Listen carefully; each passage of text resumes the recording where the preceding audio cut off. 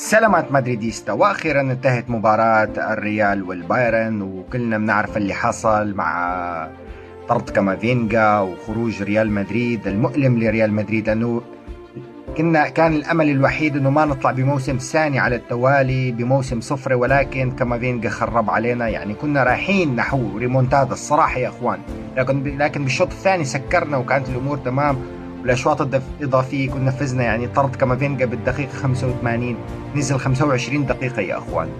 المهم، ما بعد خسارة الريال والتطورات الريال والأخبار يا أخوان، عندنا الخبر الأول حول المدرب الجديد لريال مدريد. طبعا يا أخوان عندنا على أربيلو حيتم إقالته، المفروض إقالته. إذا ما تمت إقالته أنا بدي روح أذهب لمدريد وتتم إقالته، لأنه ألونسو اللي عمل وحقق نتائج ما تمت إقالته. والآن أربيلو خلاص قلية، الآن خلاص ما في موسم تجارب، الآن لازم نلعب بجد يا أخوان. المرشحين هم يا أخوان أليجري يا أخوان، متمرس بالدوريات حصرا، مدرب محنك بالدوري، يعني الدوري الإسباني كذا، بدور الأبطال يعني جيد. أليجري من المدربين المحنكين، فهو موجود.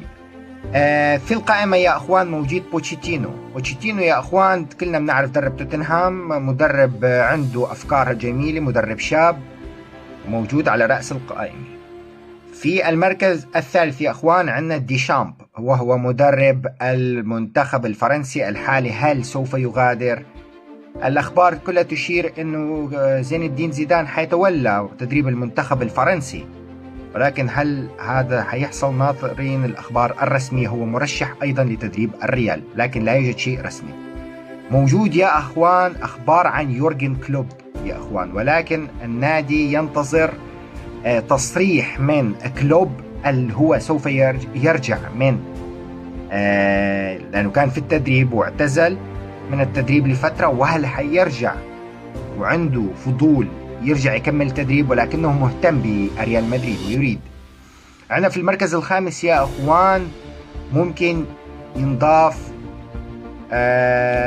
جوزيه مورينيو يا أخوان. جوزيه مورينيو الاسم يا أخوان الذي ما يخطر على البال، ولكن جوزيه مورينيو يا أخوان من المدربين اللي أحبهم كثيرا يا وهيك يا أخوان بتكون انتهت حلقتنا الجميلة معاكم يا أخوان.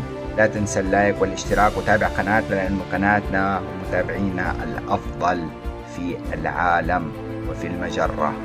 شكرا لكم يا أخوان، شكرا جزيلا لكم.